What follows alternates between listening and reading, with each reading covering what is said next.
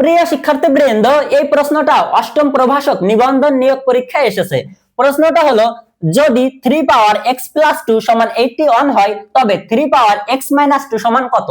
মানে তোমাকে 3 পাওয়ার x minus 2 এর মান বের করতে বলা হয়েছে। দেখো, 3 পাওয়ার x মাইনাস 2 এর মান বের করতে গেলে তোমাকে এই x এর মানটা জানা লাগবে, এরপরে কিন্তু তুমি এটার মান বের করতে পারবা। দেখো, তাহলে আমরা এই x এর মানটা কিভাবে বের করব? এখান থেকে আমরা x এর মানটা বের করব। তাহলে এটা বসাই, 3 পাওয়ার x প্লাস 2 সমান 81। দেখো, এখান থেকে এই x এর মানটা বের করতে গেলে আমাদের এই বেসটা সরাতে হবে আর এই পাওয়ার 2টা সরাতে হবে। তা বেস কোনটাকে বলে? বেস বলা হচ্ছে নিচেরটাকে, মানে এই 3টা সরাতে হবে আর এই 2টা সরাতে হবে, এরপরে আমরা x এর মানটা পেয়ে যাব। তাহলে আমরা লিখতে পারি বা, তাহলে আগে কোনটা সরাবো? আগে হচ্ছে বেস সরাতে হয়, নিয়ম হচ্ছে আগে বেস সরাতে হয়।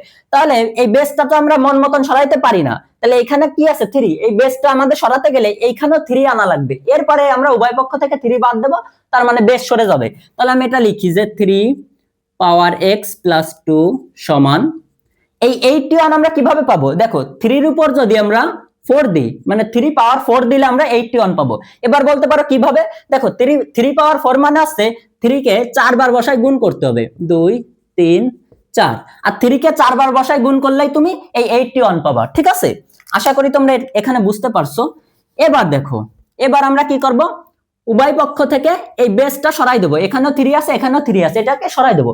উভয় পক্ষ থেকে একই জিনিস সরাই দেওয়া যায় বা বাদ দেওয়া যায়। তাহলে এই 3 আর এই 3 বাদ দিলে কি থাকবে? উপরে কি আছে? x প্লাস 2, তার মানে x প্লাস 2 থাকবে সমান, আর এখানে থাকবে কি 4, মানে উভয় পক্ষ থেকে বেস বাদ দিয়ে দিছি, উঠাই দিছি। আচ্ছা, এবার দেখো, এবার আমাদের কি সরাতে হবে? এবার আমরা এই 2 সরাবো, এরপরে কিন্তু আমরা x এর মানটা পেয়ে যাবো। তাহলে আমি লিখি যে বা, তাহলে এই 2 কোন জায়গায় সরাবো? এই সমানের ওই পাশে নিব। তাহলে 2 কোন চিহ্ন আছে? দেখো, 2 এর আগে কি আছে? প্লাস চিহ্ন, তাহলে ওই পাশে গেলে হয়ে যাবে মাইনাস চিহ্ন। মনে রাখবা যে এক পাশ থেকে আরেক পাশে গেলে তার বিপরীত চিহ্ন বসে, মানে এই পাশে যদি প্লাসে থাকে তাহলে ওই পাশে যায় হয় মাইনাস, এই পাশে যদি গুণে থাকে ওই পাশে যায় হয় ভাগ, এই পাশে ভাগে থাকলে ওই পাশে যায় হয় গুণ, এই পাশে বিয়োগে থাকলে ওই পাশে যায় যোগ। মানে এক পাশ থেকে আরেক পাশে আনা নেওয়া করলে তার বিপরীত চিহ্ন বসে। তাহলে আমি এই এক্সটা রাইখে দিই, যে তোমরা এক্স এর মানটা বের করব সমান, তাহলে সমানের পরে কি আছে 4, তাহলে এটাকে আগে বসাই, এরপরে আমরা প্লাস 2 ওই পাশে গেলে কি হয়ে যাবে? মাইনাস 2 দিলাম। আচ্ছা, এরপরে তো আমার এখানে ধরতেছে না, তাহলে আমি কি করব? এই উপর থেকে একটা দুইটা লাইন মুছে দিই, তারপরে হিসাবটা করি। তাই এবার আমাদের শেষ লাইন যেহেতু, আমরা অতএব লিখতে পারি, অতএব x সমান, তাহলে 4 থেকে 2 বাদ দিলে কি হবে? 2। এই যে কিন্তু আমরা x এর মান পেয়ে গেছি, তাহলে x এর মান কত পাইলাম? এখানে 2। এবার আমরা এই x এর জায়গায় যদি 2 বসাই, এরপর কিন্তু আমরা এটার মান বের করে ফেলতে পারবো।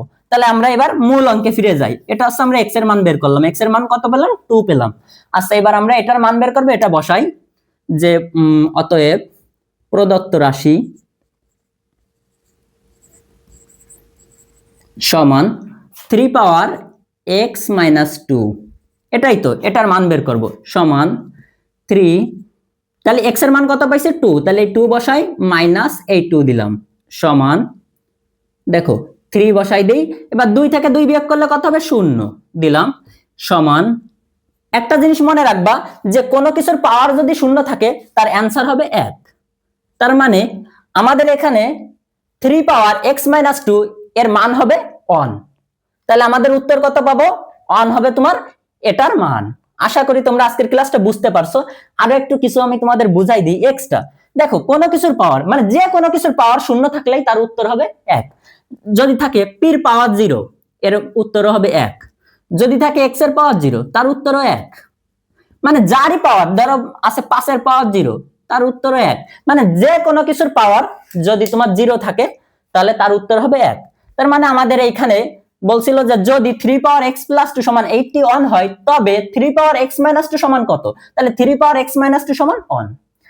আশা করি তোমরা আজকের ক্লাসটা সুন্দরভাবে বুঝতে পারছো। যদি তোমাদের কাছে আজকের ক্লাসটা ভালো লাগে তাহলে ভিডিওটা শেয়ার করে দাও। তোমাদের সাথে দেখা হচ্ছে পরবর্তী ক্লাসে পরবর্তী অঙ্কের সমাধান নিয়ে। সেই পর্যন্ত সবাই ভালো থাকো, সুস্থ থাকো। আল্লাহ হাফেজ।